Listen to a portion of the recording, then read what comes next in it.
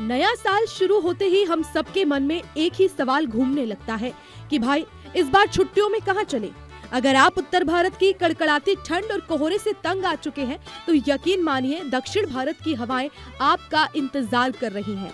जनवरी के महीने में साउथ इंडिया का मिजाज ना तो चिड़चिड़ाने वाली गर्मी वाला होता है, ना ही भारी बारिश वाला। यहाँ का मौसम ऐसा होता है मानो कुदरत ने खुद पहाड़ों की ताजी हवा और समंदर की नमी को मिलाकर एक सुकून भरा एहसास चारों ओर बिखेर दिया हो।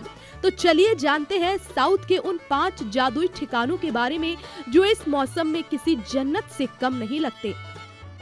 शुरुआत करते हैं बादलों के घर यानी मुन्नार से। केरल का ये हिस्सा जनवरी में किसी मखमली चादर जैसा नजर आता है। जैसे ही आप मुन्नार की वादियों में कदम रखेंगे, चाय के बागानों की भीनी भीनी खुशबू आपका स्वागत करेगी।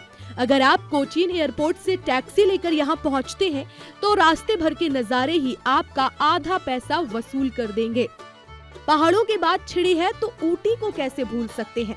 तमिलनाडु का ये हिल स्टेशन सालों से पर्यटकों का चहेता रहा है, लेकिन जनवरी में इसकी खूबसूरती में 4 चांद लग जाते हैं।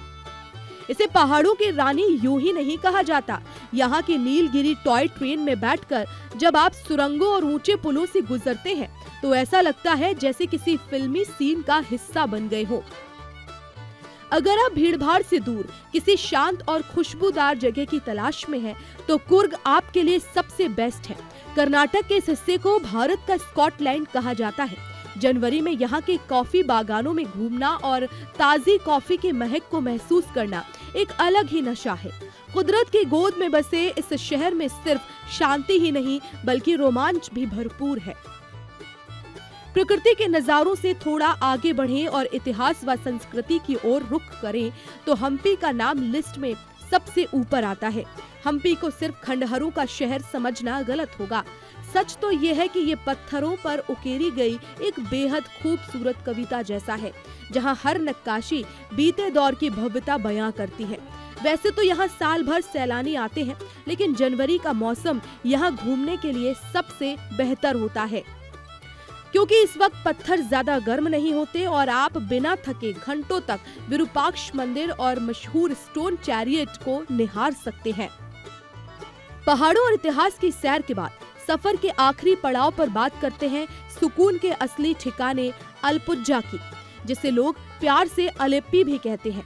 अगर आप पहाड़ों की ऊंचाइयों से उतरकर पानी की लहरों पर अपना घर बसाने का सपना देखते हैं तो यहाँ का हाउस बोट स्टे खास आपके लिए ही बना है। कुदरत का करिश्मा देखिए कि जनवरी के महीने में इस जगह के बैक वाटर्स का शांत पानी और उसके किनारे कतार में खड़े नारियल के पेड़ किसी सुंदर पेंटिंग जैसे नजर आते हैं। इस सफर का असली मजा तब आता है जब आप केरल की पारंपरिक नाव में बैठकर वहां के लजीज स्थानीय खाने का स्वाद लेते हैं और पानी के बीचों बीच ढलते हुए सूरज को देखते हैं। यकीन मानिए ये आपके ट्रिप का सबसे यादगार पल बन जाएगा।